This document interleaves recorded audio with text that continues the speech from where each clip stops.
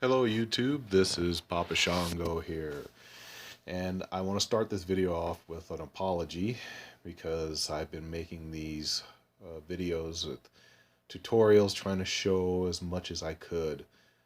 The last portion of this project for this year was going to be the Procomp 3-inch lift kit.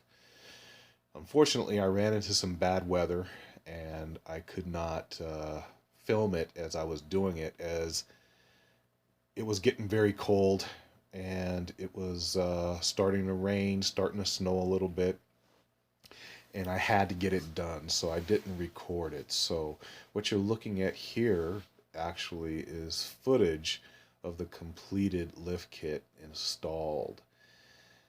Now, a couple of points I want to make about the lift kit itself. I installed a Procomp 3-inch lift kit, and when I did my measurements, I measured from the top of a 17-inch rim to the bottom of the wheel well lip there, just under the MFP.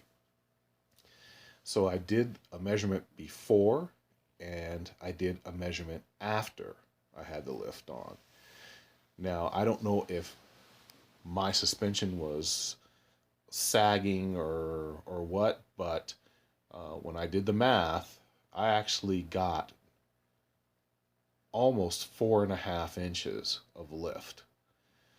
So, which was a little higher than what I expected. Now, um, inside there, you can see I'm kind of slowly going in there. You can see where I put the new springs in and everything.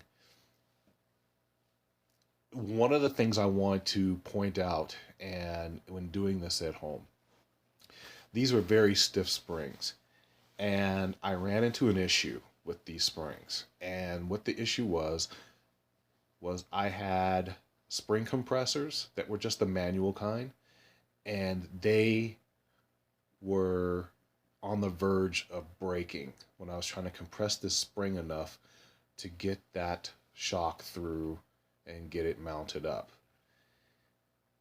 I tried it a couple of times. I tried the method that you could see out here on YouTube of using the weight of the vehicle to compress the springs. None of those methods worked. As a matter of fact, when I was compressing the springs with the vehicle, it got to the point where it started actually lifting the vehicle up and the spring still wasn't compressed enough. So I bit the bullet. I took both of the struts out and took them down to a shop and had them compress and mount the springs for me. One of the things you want to do when you're taking that, and I would say that that was probably the best thing to do without risking injury or damaging your vehicle. One of the things I want to point out is there are 3 attaching nuts that go on the top of that strut, and you have 1 bolt that attaches the shock at the bottom.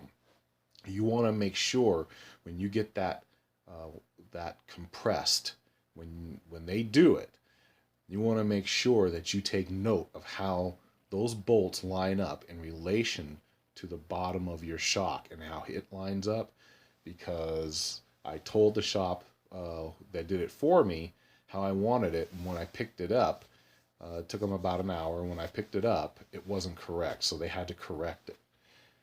So you also want to make sure that the springs are seated properly, and if you go do a project like this, you could see it. Procomp has very good instructions. One of the other things I want to point out here is what I was focusing in on underneath there that was spacers. And what those spacers do is you take these 2 bolts out underneath, and that lets your front transaxle diff, whatever you want to call it, it lets it lean forward, and you can slip those spacers in there, and that helps with all of the lift and the angles of your drive shaft and all that. That helps it. So you want to make sure with Procomp, if they give you those spacers, put those spacers in. Some people say, oh, you don't need them. Put them in. because without those being in, I have a feeling that this would be right on the verge of being undrivable, in the sense of I'm going to be wearing stuff out really fast because everything is not lined up properly. So this is the lift. The rear was much easier. I could compress those springs. And they needed absolute compression to get those in. You have to do is just disconnect your rear stabilizer and disconnect your rear sway bar. And then there's a bracket holding a brake line on one side, I believe, and electronics on the other side. Disconnect all that stuff, and you can lift the vehicle up, and then you can drop the rear differential down and get those springs and shocks in. So at any rate, once again, I apologize for not showing this whole process, but I was under the weather there and had no choice. So thanks for watching. If you do have any questions, feel free to send me a message and I'll answer if you try to do this lift. Bye now.